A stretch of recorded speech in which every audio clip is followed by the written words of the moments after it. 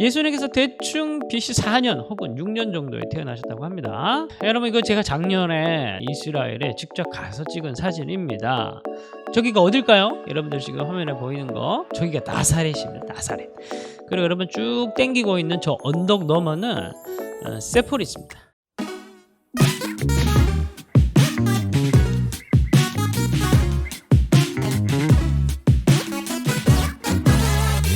영상을 보여드린 이유는 뭐냐면, 예수님이 왜 하필이면 유대인으로 오셨고 이스라엘로 오셨고 또 나사렛에서 태어나셨을까, 이런 생각들을 좀 여러분들이 해보셨으면 좋을 것 같아요. 그 익숙한 거니까 뭐 당연히 유대인으로 오셨지 이렇게 생각하지 마시고, 절벽산이라고 있습니다. 가버나움 거기 가보면, 이것도 제가 직접 촬영한 건데, 가버나움 사람들이 예수님을 밀어서 낭떠러지로 떨어뜨리려고 했다라는 그런 말씀이 있죠.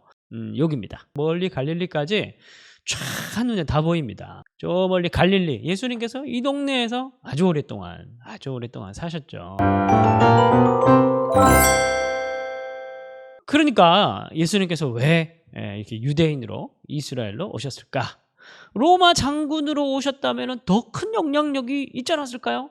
이유가 있죠. 뭐냐면은 약속 때문입니다. 예수님께서 이스라엘에 오셨다, 이건 무엇에 대한 강조냐면 구약 성경에 대한 강조입니다. 결국 예수님은 구약 성경을 성취하러 오신 거죠. 굉장히 중요한 포인트입니다. 이거 잊어버리시면 안 돼요. 신구약을 연결시키는, 예수님이 오신, 유대인으로 오시고 이스라엘 사람으로 오신 이유 자체가 구약 성경이라는 굉장히 중요한 완성된 진리의 말씀이라는, 그것 자체가 이미 온전한 진리의 말씀이라는 반증이기도 합니다. 자, 그렇다면 도대체 선지자를 통해서 하나님께서 무엇을 약속하셨나?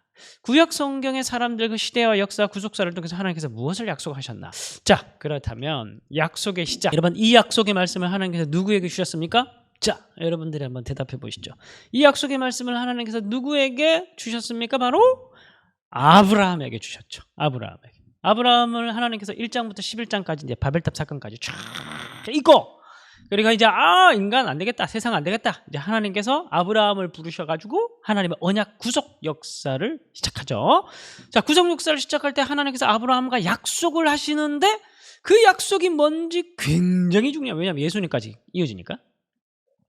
잘 보세요.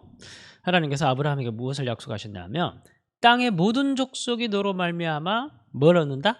복을 얻을 것이다. 여러분, 이 말씀 너무너무 중요합니다. 땅의 모든 족속이 너로 말미암아 복을 얻을 것이다. 땅의 모든 족속이 복을 얻는다. 모든 열방이 복을 얻는다는 게, 그게 약속이에요. 예? 그게 굉장히 중요한 약속입니다. 모든 열방이 복을 얻는다. 그럼 여러분, 그러면 이 복의 내용은 뭐예요? 무슨 복일까요?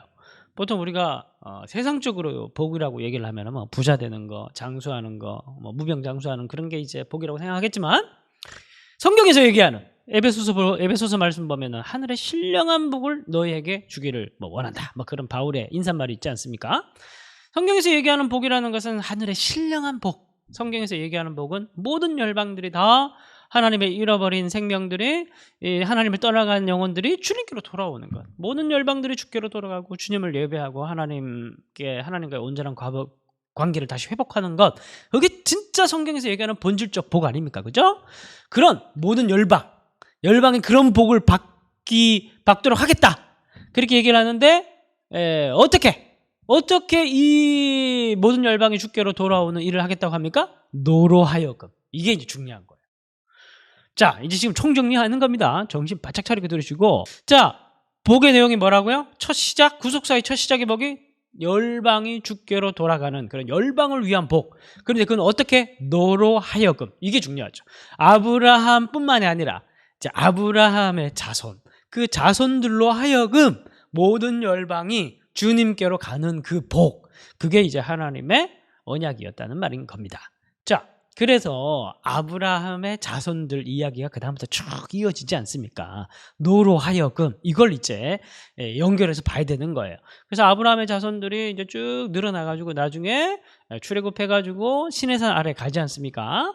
그러면 그 너로 하여금, 이제 이 양반들을, 아브라함 자손들을 통해서 모든 열방이 주께 돌아오는 그런 어떤 계획들, 그런 약속, 하나님께서 이거를 위해서 이제 아브라함 백성들을 시내산, 출애굽시켜서 시내산으로 불렀단 말입니다. 곧바로 가나안 땅 가는 게 아니고 잘 먹고 잘 살고 젖과 꿀이 흐른 땅에서 잘 먹고 잘 살고 무병장수하는 게 그게 언약의 핵심이 아니라 모든 열방 주께 돌아오게 하기 위해서 너로 하여금 그게 핵심이에요.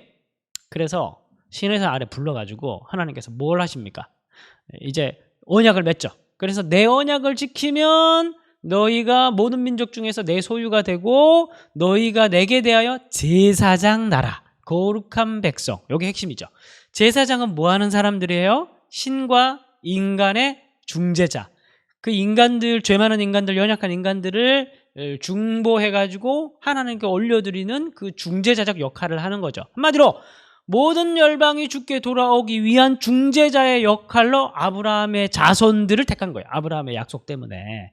그래서 이제 그 양반들은 거룩한 백성, 구분된 백성이 되는데, 근데 어떻게 하면 제사장 나라가 되느냐? 어떻게 하면 거룩한 백성이 되어서 모든 열방을 주께 올려드리는 그런 약속의 성취자로서의 사명을 감당할 수 있느냐? 그게 내 언약을 지키면이라고 얘기하죠. 그러면 그 언약은 뭐예요? 언약. 자, 열왕기하 23장 3절을 보면 이게 요시야 왕 때 얘기입니다. 요시야 왕 때 보면 여호와 앞에서 언약을 세우되 마음을 다투으라 여호와께 순종하고 그의 계명과 법도와 율례를 지켜 이 책에 기록된 이 언약의 말씀을 이루게 하리라. 그러니까 이 언약의 말씀인데 이건 책으로 돼 있어요. 그죠? 그래서 결국 언약을 지키면이라고 얘기했던 거, 시내산 아래 가가지고 언약을 지키면이라고 얘기했던 거, 이 언약은 뭐냐면 책이에요.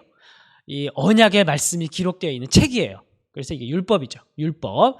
이 율법을 통해서 이스라엘 백성들이 모든 열방들을 하나님께 올려드릴 수 있는 제사장 나라가 되는 거예요. 그래서 가나안 땅에 들어가서 말씀 잘 지키고 또 율법대로 살고 그러면은 열방들이 보고 와, 어떻게 이런 시대에, 이런 폐역한 시대에 어떻게 저런 민족과 저런 이웃과 저런 신과의 관계를 아름답게 맺어가면서 사는 사람들이 어디 있나? 그러면서 막 사람들이 놀래가지고 그 빛을 보고 나와서 하나님께 가는 이방의 빛으로서의 이제 그런 역할을 율법을 통해서 할 수 있다고 얘기를 하는 겁니다. 자, 그런데 우리가 지금까지 잘 살펴봤지만은 율법에는 두 가지 중요한 축이 있죠. 그죠? 뭡니까? 하나는 하나님을 사랑하고 또 하나는 이웃을 사랑하는 삶. 그죠? 그래서 율법의 정수가 십계명 아닙니까? 그죠? 율법의 정수. 내 언약을 지키면. 이게 막 율법, 언약 이렇게 해서 되게 우리가 너무 무겁고 힘들고 이걸 어떻게 이렇게 생각하는 그게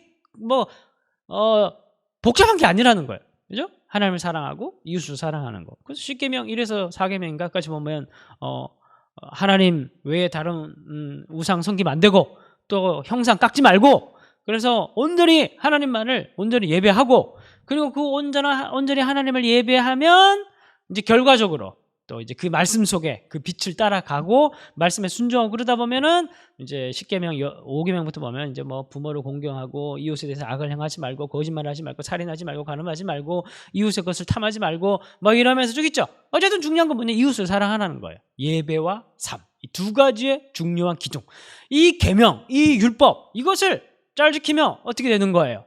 모든 열방이 저절로 복을 받게 된다는 겁니다. 그죠?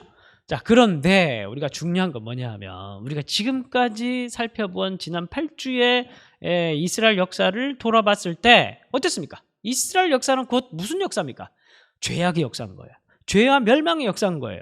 이 사람들은 그래서 지난주에 우리가 쭉 지금까지 예언서들도 보니까 호세아서 같은 경우에 우상 숭배하는 이스라엘 백성들, 아모스 같은 경우에는 불의한 이스라엘 백성들 이렇게 이스라엘 백성들에 대한 죄악들을 막 얘기를 하지만 결국 핵심은 뭐냐면은 이 부르심대로 살지 못한 이스라엘 백성들을 얘기를 하는 겁니다.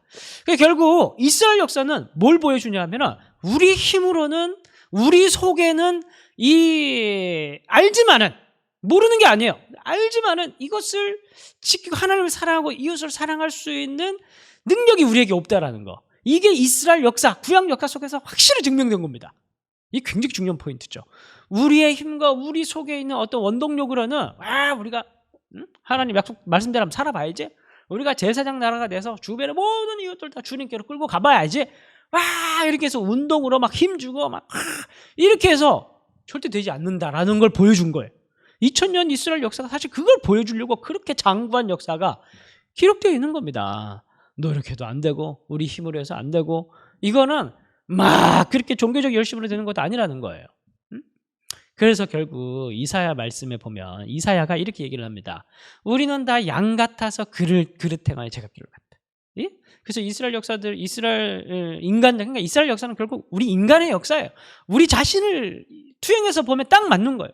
이스라엘 사람들처럼 그 사람들이 나쁜 사람들이 아니라 그 죄 앞에 하나님을 사랑하고 이웃을 사랑하는 그 거룩한 명령 앞에 무능할 수밖에 없는 그 존재들.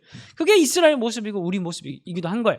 그걸 이사야는 딱 한마디 비유로 뭐라고 표현하냐면 다 양 같아서 그랬다. 다 양 같아서 그럴 수밖에 없는 존재들이다. 양 같다는 말은 무슨 말이냐면 연약한 존재라는 거죠. 그 시력도 나쁘고 뭐 포동포동 살만 쪄가지고 그 위기에 취약하고 자기 스스로 뭔가 할 수 있는 전혀 무능한 존재. 목자가 없으면은 자기 혼자 스스로 아무것도 할 수 없는 존재. 그게 바로 양. 그게 바로 연약한 이스라엘.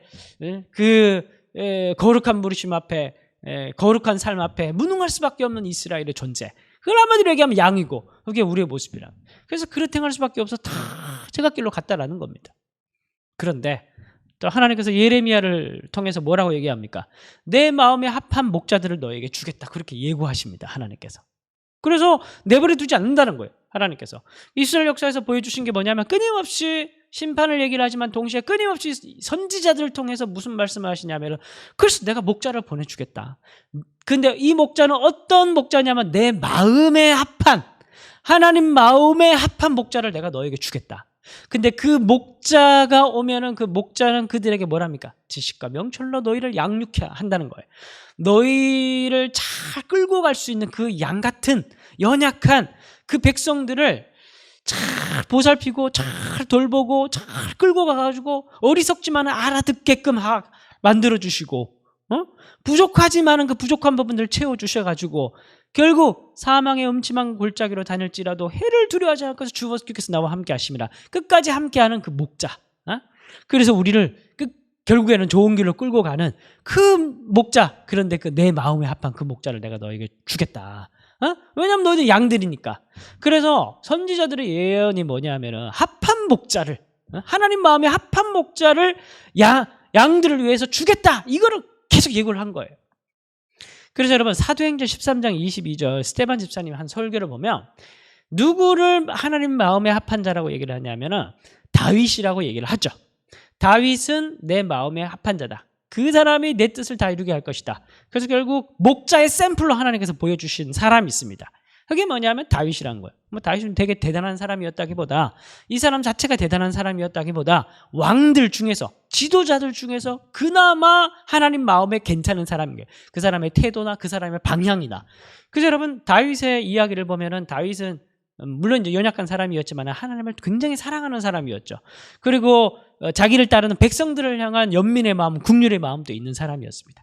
다윗이 완벽하다는 게 아니라 그런 방향성을 가진 이 다윗과 같은 그런 스타일, 하나님을 사랑하고 자기 백성들을 사랑하는 착취하고 억압하는 그런 사람이 아니라 다윗 같은 그런 사람을 하나님께서 마음에 이런 스타일의 사람 내가 좋아한다. 이런 스타일의 목자가 진짜 목자다. 그러면서 하나님께서 마음에 든 다윗과 언약을 한 번 더 맺습니다. 그게 뭐냐면 다윗의 언약이죠. 그래서 사무엘 하사를 보면 내 씨를 뒤에 세워서 그의 나라를 영원히 공고하여 나는 그의 나라 왕위를 영원히 왕권에 대한 얘기를 합니다. 그래서 결국 다윗의 점점 이제 언약이 분명해지고 선명해지고 더 구체적으로 발전을 하고 있는 거예요. 구약 역사를 읽어가다 보면은 아브라함 역사가 시작해서 좀 힘이 좀 뭔가 또 너무 범위가 넓고 좀 추상적이고 그랬는데 역사가 진행되면서 더 좁아지고 더 선명해지고 구체적으로 바뀌고 있는 거예요. 그래서 이제 그 참된 목자 양들을 그 연약한 양들을 이제 그 본래주신 하나님께 주신 그 제사장 나라 모든 열방을 주께 데리고 올 수 있는 그 사명을 성취할 수 있도록 그 양들을 하나님께서 그래서 그 양들을 잘 목동할 수 있는 잘 목자로 돌볼 수 있는 선한 목자를 보내주실 텐데 누구를 통해서 보내주실 거냐면 바로 다윗의 왕권을 가지고 다윗의 자손으로 보내실 거라는 약속을 구체적으로 하신 겁니다. 그런데 이 오실 목자는 이 목자는 다윗의 자손으로 오기 때문에 그리고 또 양들을 돌보고 양들을 목양하면서 데리고 갈 거기 때문에 또 왕적 권위가 있어야 되는 거예요. 그냥 떨거지로 오면 안 되는 거예요. 왕으로 오셔야 되는 거예요. 왕으로 오셔야 자기 백성들을 모아가지고 잘 통치하고 다스리면서 이제 하나님께로 데리고 올라가면 거룩한 나라, 제사장 나라 거룩한 백성으로 만들 수 있는 겁니다. 왕으로 오셔야 했고 다윗의 자손으로 오셔야 됐고 다윗의 스타일처럼 하나님을 사랑하고 영혼들을 사랑하는 그런 사랑의 목자여야 했고 이런 것들을 하나님께서 계속 보여주시는 겁니다. 예수님의 조각들을 계속 보여주시는 겁니다. 그죠? 이런 예고들을 하신 거예요. 자, 그런데 중요한 것은 이렇게 오시는데, 자, 제가 지금 구약들을 좀 정리하는 겁니다. 구속 역사에서. 그러면 그렇게 해서 오실 텐데, 그러면 그렇게 해서 오시게 되는 다윗의 자손으로 오시는 메시아, 왕적 메시아, 그리고 하나님을 사랑하고 이웃을 사랑하고 자기를 따르는 자들을 사랑하는 사랑의 메시아, 이런 분이 오실 텐데, 그럼 그분이 오셔가지고 중요한 건 뭐냐면은 아까 아브라함의 언약이에요. 내가 너로 하여금 모든 열방이 주께 돌아오게 하겠다. 그 너로 하여금. 그러면 결국에는 단순히 사랑만 많은 게 중요한 게 아니라 자기를 따르는 백성들을 거룩한 백성으로 만들 수 있는 분이셔야 돼요. 그렇죠? 자기를 따르는 백성들을 하나님 나라, 거룩한 백성, 제사장 나라 이렇게 만들 수 있는 분이 오셔야 되는 거예요. 그 능력도 있어야 되는 겁니다. 그분이 오셔가지고 어떻게 하실 것이냐. 여기에 대해서도 이는 선지자를 통하여 하신 말씀을 이루려 하심이라고 마태복음에 기록되어 있듯이 다 예언자를 통해서 이름이 다 예고를 해놨어요. 구체적으로. 그래서 이사야 말씀을 또 보면 그가 찔림은 우리의 허물이요 그가 상함은 우리의 죄악 때문이고 그가 징계를 맞으면 그가 벌써 여기서 4번이나 3인칭이 4번이 나오죠. 이 그는 누구를 얘기를 하냐면은 바로 또 메시아를 얘기를 하는 건데 이 메시아 다윗의 자손 이 참된 목자 사랑 많으신 분 그분은 오시게 되면은 뭘 하시냐면은 채찍에 맞으시는 거예요. 고난을 당하시는 거예요. 도살장에 끌려가는 어린 양처럼 오셔가지고 징계를 받고 우리의 죄 때문에 그러니까 자기가 품고 있는 그 양들의 연약함과 죄악을 스스로 담당하셔가지고 채찍에 맞으시고 죽임을 당하시면서 우리는 나음을 받았도다. 그들을 치유하고 그들을 회복시키시는 그런 희생양으로서의 역할을 또 하실 것이다. 그렇게 이제 이사야서에서 얘기를 하고 또 한편으로는 예레미야서 31장 31절에서 33절을 보면은 그리고 또 그 선한 목자는 오면은 뭘 할 거냐면 아까 아브라함 언약이 있었죠. 그리고 다윗 언약이 있었죠.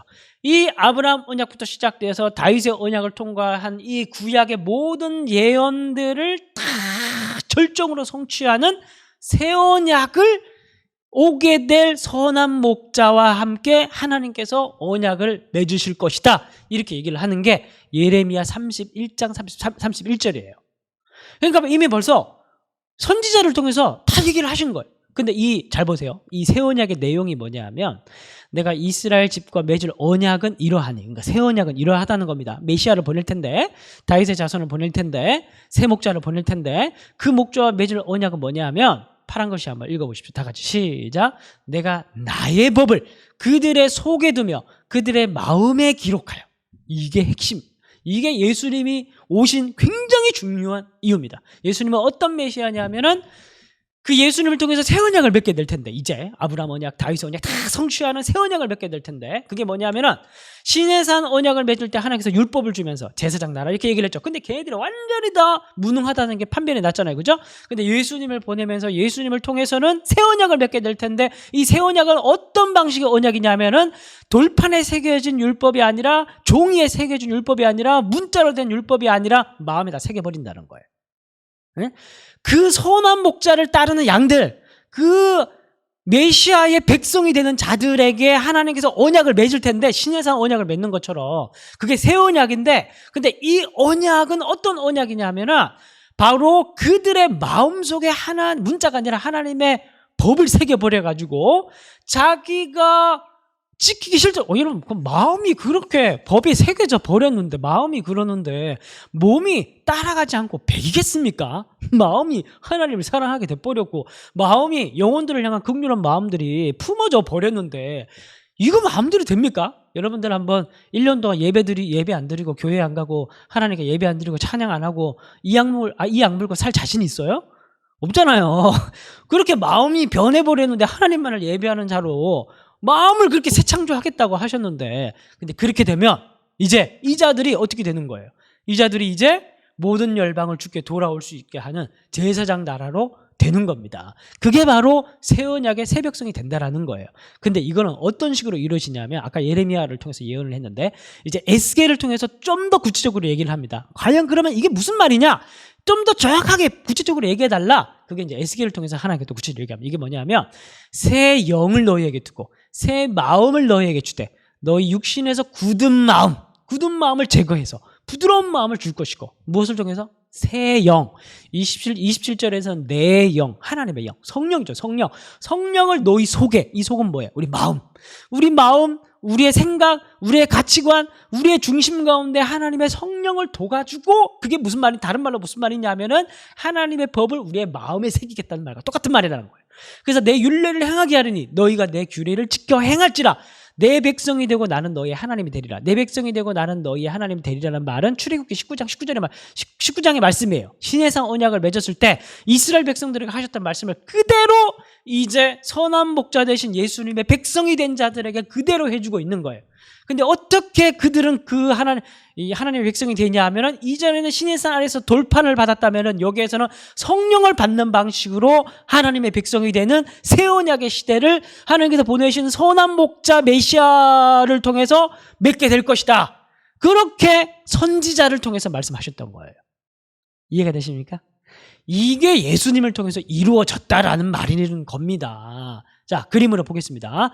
그래서 이렇게 있어요. 이렇게 있는데, 이렇게 인류가 있고 온 열방이 있고 하나님 백성들이 있는데, 하나님께서 뭘 보내셨어요? 예수님을 먼저 보내시고, 그리고 이제 백성들을 모으시죠. 그리고 그것을 끝나는 것이 아니라 이 백성들에게 뭘 보내주시는 겁니까? 이제 예수님을 통해서, 하나님께서 예수님을 통해서 성령을 보내주시고, 이 성령을 받은 자들은 어떻게 되는 겁니까? 이제 마음이 새롭게 되어서 굳은 마음 제거하고, 물론 이제 우리가 그렇다고 해서 우리가 완벽한 100% 완벽한 영적으로 슈퍼맨이 됐다는 얘기는 절대 아닙니다. 넘어갔다는 거예요. 하나님께 넘어갔다는 겁니다. 이제는 우상 숭배하기도 힘든 인간이 되었고, 이제는 넘어져도 십자가 앞으로 넘어질 수 있는, 실족하더라도 십자가 앞에 고꾸라질 수 있는 정도의 사람으로 우리가 노력해서 됐다는 게 아니라, 예수님을 믿음으로 그의 백성이 되면서 성령을 받음으로 그런 사람이 되어 버렸다는 걸 얘기를 하는 겁니다. 그건 다 하나님의 능력이고 하나님의 구원인 거죠. 그래서 이런 자들을 통해서 우리는 이제 온전한 예배를 하나님께 드릴 수 있고, 형식이나 뭐 이런 게 중요한 게 아니라 우리 속에서 역사하시는 하나님, 영광의 하나님께 우리가 온전한 예배를 드릴 수 있는, 중심의 예배 드릴 수 있는 자가 되었고, 무엇을 통해서? 받은 성령을 통해서. 이 결과로 우리의 삶 가운데 하나님의 영광을 드러내고 이웃들을 사랑하는 방식들을, 그런 삶을 통해서 열방의 하나님을 볼 수 있는 그런 길의 제사장의 역할을, 통로로 빛의 역할을 할 수 있는 자가 되었다는 겁니다. 물론 아직도 많이 부족하지만. 그래서 세례 요한이 자기가 물로 막 세례를 주다가 저기 예수님이 오시니까 뭐라고 얘기냐면, 나는 물로 세례를 줬다. 무슨 말이냐면, 나는 흉내를 내는, 아직도 나는 구약에 속한 사람이라는 거예요. 세례 요한이 자기를 평가하기를, 나는 흉내만 내는 사람이다. 물로 세례를 주는 건 옛시대 흉내만 내는 사람이다. 내가 아무리 대단해 보여도 나 별거 아니다. 근데 저분은 진짜다. 왜 진짜냐면, 저분은 물로 세례를 주는 그 정도가 아니다. 그러니까 흉내 내는 사람이 아니다. 저분은 성령으로 세례를 베풀으시는 분이시다. 그 말은 무슨 말이냐면 메시아적 고백인 거예요. 그분은 성령으로 세례를 주시는 거예요. 그래서 예수님께서 오셔가지고 사역을 시작하시면서 제일 먼저 하신 말씀이 뭐냐면, 회개하라, 하나님 나라가 가까이 왔다. 이 하나님 나라는 무슨 말이냐면, 선지자들이 여러분 요엘서라든지 이사야 말씀, 예레미야, 에스겔 전부 다 반복해서 나오는 말이, 그날이 오면, 여호와의 날이 도래하면, 여호와의 날에 대한 계속 얘기했죠. 여호와의 날이 무슨 말이냐면은 성령을 가지고 오신 메시아가 통치하는 시대라고 얘기를 하는 겁니다. 그래서 그런 성령을 부어주시면서 이제는 율법, 책, 형식, 종교 이런 것이 아니라 성령을 통해서 자유롭게 하나님을 예배하고 중심으로 하나님을 예배하고 새롭게 거듭난 자들이 이제 하나님의 백성이 되는 그 종말의 시대가 열렸다. 마지막 날이 열렸다. 마지막 날 시대가 열렸다. 이걸 다른 말로 하면은 선지자적 용어로 하면은 여호와의 날이 도래했다. 예수님 용어로 하면은 하나님 나라가 가까이 왔다. 이렇게 되는 거예요. 이게 뭐냐면 다 선지자들이 얘기했던 그 시대가 왔고 도래했고 성취했고 임했다 그 말인 거예요. 이번 주에는 112페이지부터 114페이지까지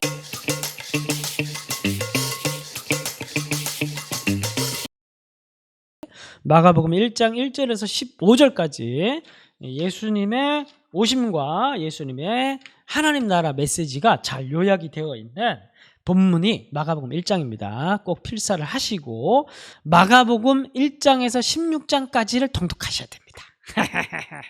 마가복음 1장을 필사하시고 그 다음에 1장부터 12장까지 통독도 하시고 그게 이번 주 숙제가 되겠습니다. 자, 그리고 이사야서 40장에서 46장이 아니고 48장까지도 통독을 하셔야 됩니다. 두 가지입니다. 마가복음 전체랑 이사야서 40에서 48장 그 두 가지를 여러분들이 이번 주에 통독하시면 되겠습니다. 그래서 여러분 왜 갑자기 뜬금없이 이사야 말씀을 통독해야 되느냐? 이사야서 40에서 48장이 바로 메시아 시대가 도래하게 되는 것과 관련된 예언의 본문입니다.